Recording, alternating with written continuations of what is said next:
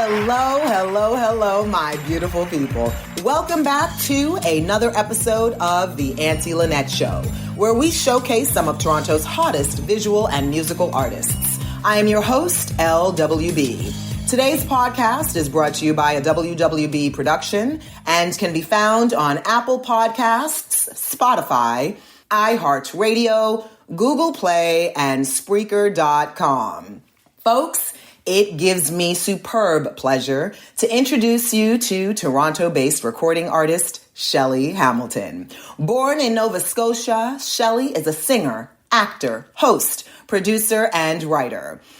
African Nova Scotian Music Association's 2019 Artist of the Year, Shelley has worked internationally from Dubai to Japan. Sung on the 2003 Juno Award-winning album ALLEGRO by Robert Michels, and has done everything from a cappella with stand-up comedy to singing the Rolling Stones classic Gimme Shelter beside the legend American soul and gospel singer Mary Clayton herself.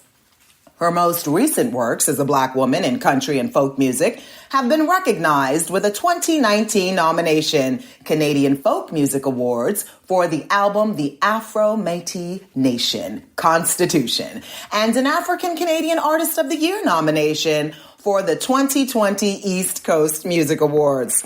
Well, folks, if that doesn't just blow you away with impressions and just awe and gagging, I don't know what will. It gives me great pleasure to say hello, Shelley. Thank you for coming on the show. How are you today? Well, after an introduction like that, I'm feeling pretty damn good. Touche. I love it. I love it. This is how we roll, right, Shelley? It's all about just uplifting one another. I'm going to dive right in because I need to know a cappella with stand-up comedy. Shelley, talk to me about it. Tell me about this unique niche that you've, exposed us to here. I want to know more.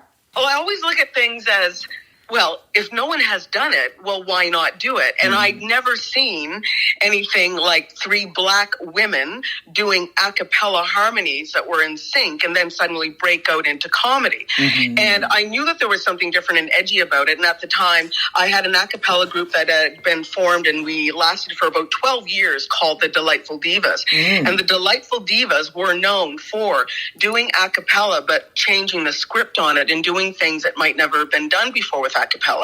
So I was the arranger for all the pieces. And one of the opportunities that we had doing this work was being in such women-led productions like March of Dames with Lisa Merchant. And so when she heard about my group and heard that we could also do comedy, she actually had us on board one of their seasons. I believe it was her 10th anniversary for the Delightful Divas to actually come on and do comedy with cappella.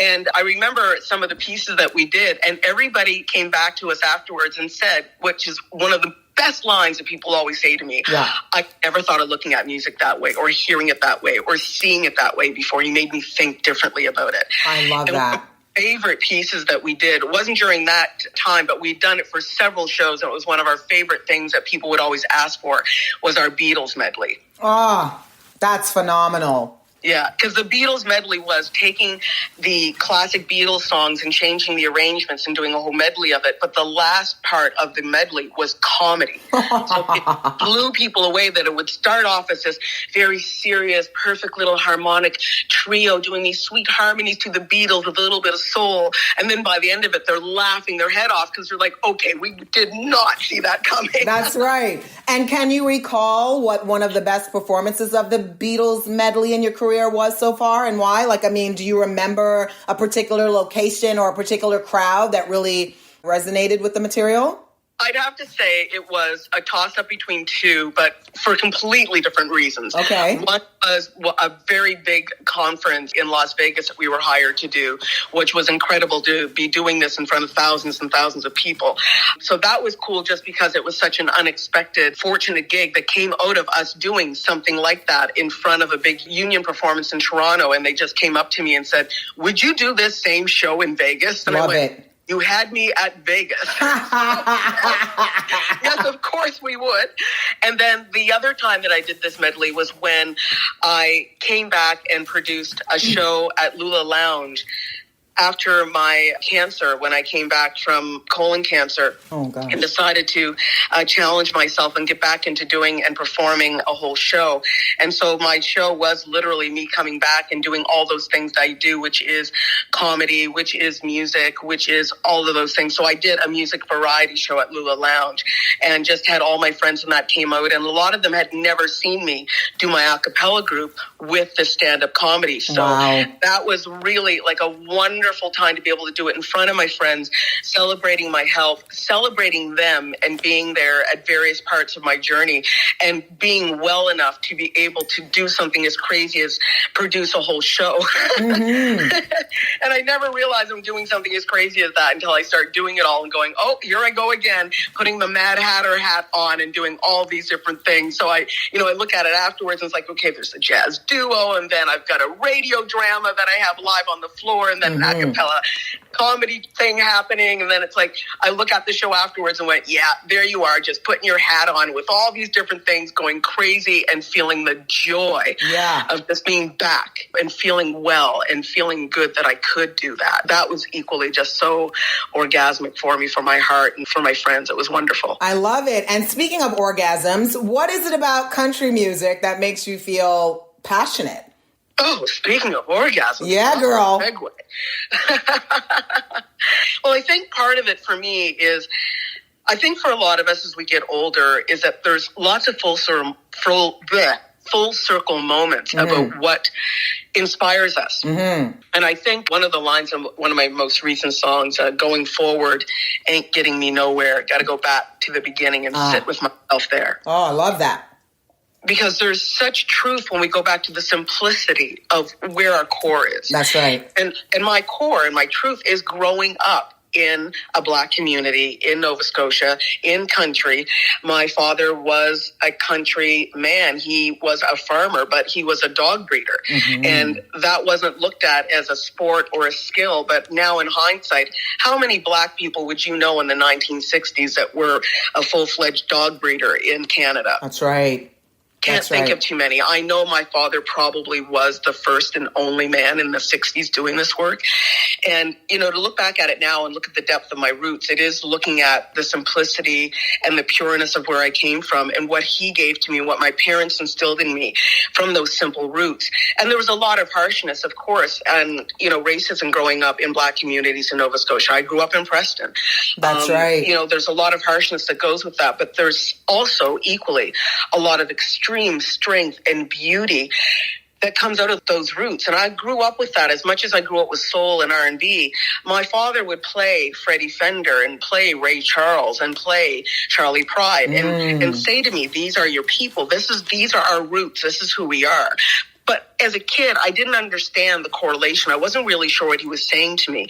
But he knew as a young kid, I really had an affinity for music. Now, hindsight, looking back at it, I'm so grateful that my father was telling me, how can I tell you in so many ways that this is us? Like, he was really saying it was us. But I didn't understand in what way. I thought he meant more like, us as a family. Like, this is our family music. And I was like, no, my music's everything, because I love music. But he was talking about it from a root standpoint and what made him feel. And I just remember him having moments of talking about how this music would make him feel something more than other music did for him. And now, being older, I understand that there's a simplicity of storytelling in roots music like that allowed him to have a freedom of expression. And some of those stories really emoted so much of his story that I didn't realize that that's what he was telling me. And so now, coming back to it, I feel, in all truth, if I go back to where I am and who I am, the best story to tell is my own. And my own is from a country standpoint, a root standpoint, a country soul standpoint. That is how I hear my music, how I hear and feel my experience. And now being able to explore that. And literally, Lynette, there is no shame in my game to be able to say, start from my bottom. I'm literally starting from my bottom all over again, with putting aside the conceived notion of what I was before and actually embracing who I am is what I was, and now embracing those facets musically. And I can tell you, it's been such a rewarding experience to have people come back to me and me thinking that my voice and my words and what I'm doing right now is so simple. And then people are coming back to me and saying, no, we are loving this. We are loving what you're doing right now. It is resonating with me.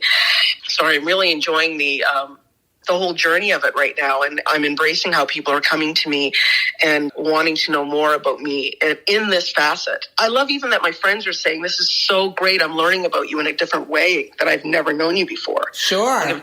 I love that. No, that's great. And you're tapping into the concept of cross-generational musical influence. So I wonder, having mentioned what music your parents listened to and how they introduced you to the sounds that resonate with who you are as an artist, I wondered if you could discuss a little bit about what you feel and how you feel country has changed over the years, country music in particular. And then as a second part of that question, what you feel about the music that teenagers are listening to today. Because I'm thinking about who you were as a young person. I'm thinking about your return to the beginning, as you spoke about, which is lovely, and the authenticity in that, and also exposing who you are to your audience. But what do you think has changed over the years musically, and thinking about teenagers today and what they're drawn to? How do you keep and maintain your audience? I think teenagers today and younger people today are really intelligent. I think that they've had a lot to process in a short period of time, especially right now. And I'd have to say, since we've gone through this pandemic, I actually can say I appreciate their brilliance and their intelligence so much that, we have this preconceived notion, perhaps, and not necessarily me, but I think maybe a lot of older adults have this preconceived notion of maybe teenagers and our youth not being that intelligent. But when our eyes are open, whoever we are, we want to learn and understand more about ourselves, and we want to express it more. So I think we have a beautiful new realm of really enlightened, intelligent youth coming forward. A lot of them artistically needing to express their voice and needing to express the voice of others, and to know that what they're saying is important and that they want to also give light to their experience. And that is so valuable that they're coming forth with this beautiful intelligence about what they want to express musically. And I see that in all genres of music. I see it in my own music right now, because a lot of the younger artists that I'm seeing, like Sasha and Dorje and there's so many others here that are coming up from Canada. They are absolutely just giving us so much light about who they are. It's really, really inspiring. And so when I just talk about my own genre, I'm also seeing it in other genres. Like, they're so brilliant. They're so intelligent. I love that. Thank you for that, Shelley. So I know that you are a foster parent with the Humane Society, and you have two beautiful dogs named Greta and Nugget. So I wonder, just as an artist, how you maintain a work-life balance outside of parenting, and if you have any other hobbies or interests outside of country music that maintain your mental health, and the fact that you're a survivor.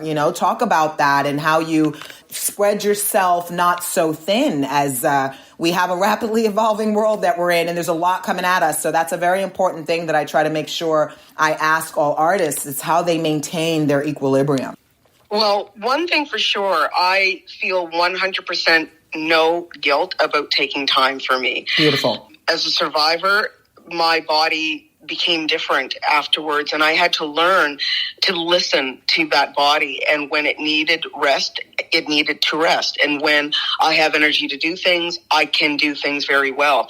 But I learned to respect the gift that is my life and what I've been given with it. So I've always tried to create a work-life balance, especially because every time I tried to go forward and do things the way I used to, my body would halt me, and I'd end up having to spend time getting well again and getting that body back in working order.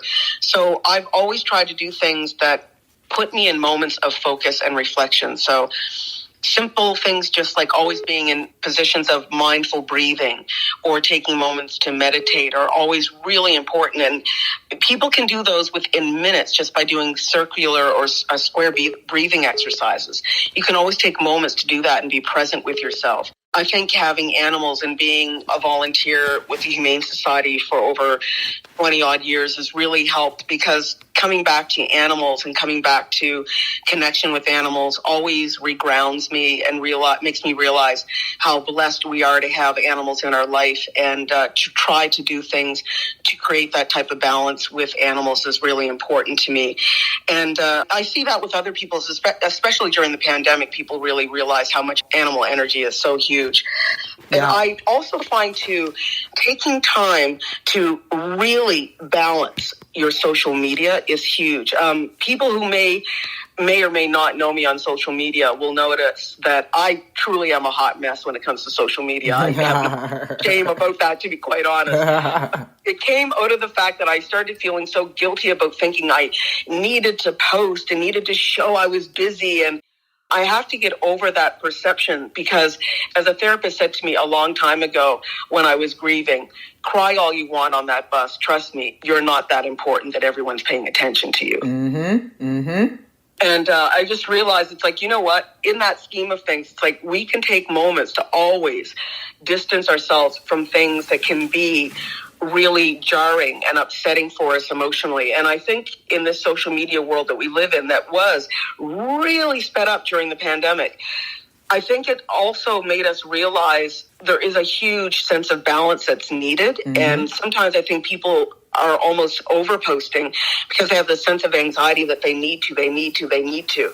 But then you also see a whole wave of artists that are really exhausted, and they're shutting down and shutting away from social media because they realize how much it actually made their lives so toxic. No, you're absolutely right. Not everybody is on there for the same reasons, and not everybody operates the same on social media. Not everybody needs the same things from social media. So I'll just leave it at that to say thank you for sharing that, because that's a big beast of a conversation, and I don't want to spend the last 10 minutes of our time on that, but I loved what you shared.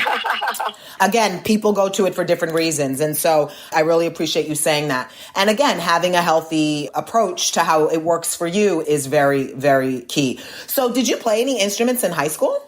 Zero. Okay. I played was the spoons. Like when I got older, I learned to play the spoons. I kind of played with recorder, like those simplistic instruments you get a couple of minutes to play for a hot minute when you're younger. But I had no affinity or real desire to play an instrument. I was very curious and tried several instruments, but I never felt I had any skill to play. And I don't think I really had the patience when I was younger. Yeah. Playing for me, to be honest, came out of grief and trauma. Okay. And I started playing just because it came at a time when my brother had committed suicide.